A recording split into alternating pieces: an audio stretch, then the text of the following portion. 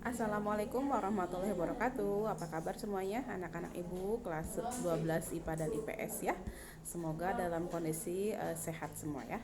Nah, kali ini ibu akan memberikan informasi seputar perubahan-perubahan yang signifikan ya terkait dengan seleksi masuk perguruan tinggi negeri ya. Nah, ada beberapa perubahan yang cukup besar ya, yang dulu dari perubahan nama ya, dari perubahan seleksi ya, dan lain-lain ya. Makanya kalian harus tahu perubahan apa itu ya. Oke.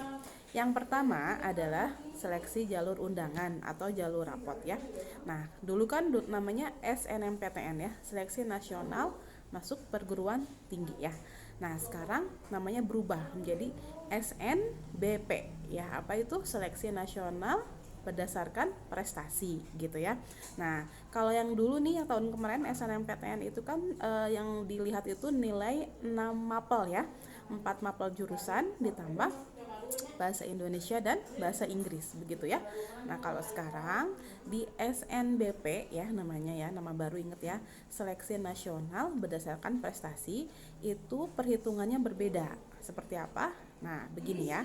Jadi panitia akan menyeleksi nilai-nilai kamu dari 2 poin. Yang poin pertama itu dari 50% rata-rata nilai semua nilai rapot kamu ya. Jadi semua nilai di rapot, tidak hanya jurusan saja ya. Jadi semua nilai itu penting karena dilihat semuanya ya.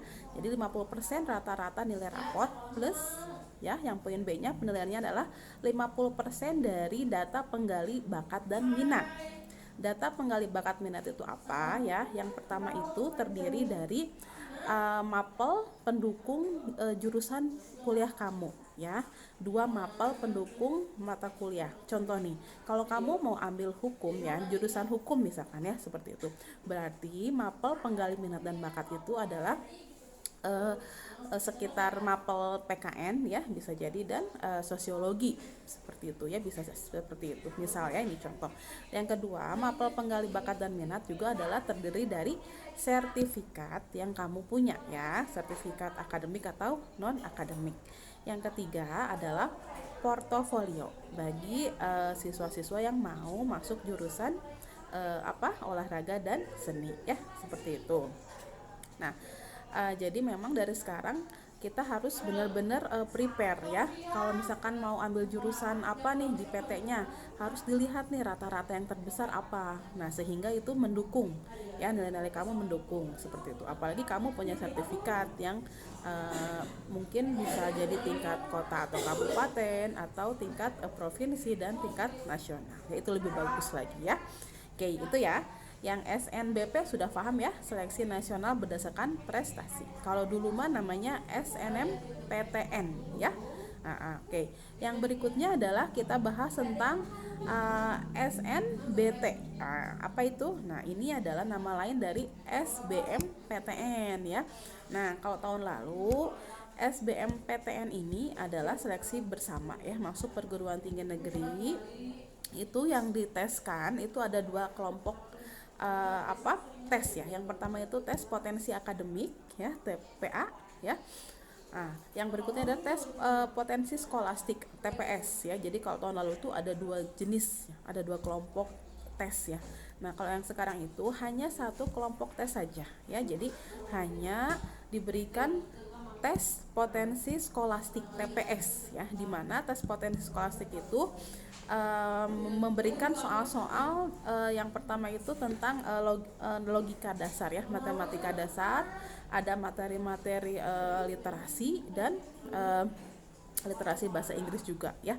Jadi tes skolastik ini memang dirancang atau dibuat untuk mengetahui seberapa jauh kamu bisa berpikir secara logika ya, kayak soal-soal penalaran ya, yang memang membutuhkan tingkat atau cara berpikir lebih ke analisis ya. Jadi si soal-soalnya itu sifatnya HOTS ya. HOTS itu apa?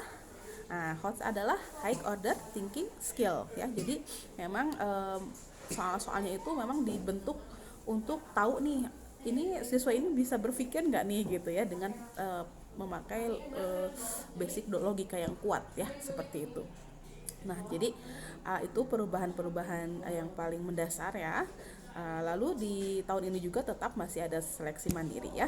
Namun seleksi mandiri ini sepenuhnya diserahkan kepada PT ya, PTN itu sendiri dengan memegang azas transparansi ya, seperti itu. Nah, jadi buat kalian para pejuang SNBP ya. Nah, sekarang SNBP nih namanya, dan SNBT ya, seleksi nasional berbasis tes ya, berdasarkan tes, itu harus tahu perubahan-perubahannya, dan dari sekarang harus mempersiapkan diri untuk belajar-belajar latihan-latihan tes skolastik ya, yang para pejuang SBMPTN atau SNBP ya, dan juga untuk para pejuang SN atau SNBP prestasi ya. Nah, harus siapin nih nilai-nilainya ya, di rata-rata gitu kan, dicek recheck kira-kira nilai segini bagusnya ke jurusan apa begitu ya, sehingga tiket nanti ketika dapat rankingan ya yang masuk SNBP itu tidak sia-sia ya, bisa memiliki potensi masuk yang lebih besar ya, begitu. Oke, itu aja mungkin dari Ibu informasi seputar perubahan seleksi nasional masuk perguruan tinggi negeri ya tahun 2023 ini ya. Terima kasih atas perhatiannya. Assalamualaikum warahmatullahi wabarakatuh.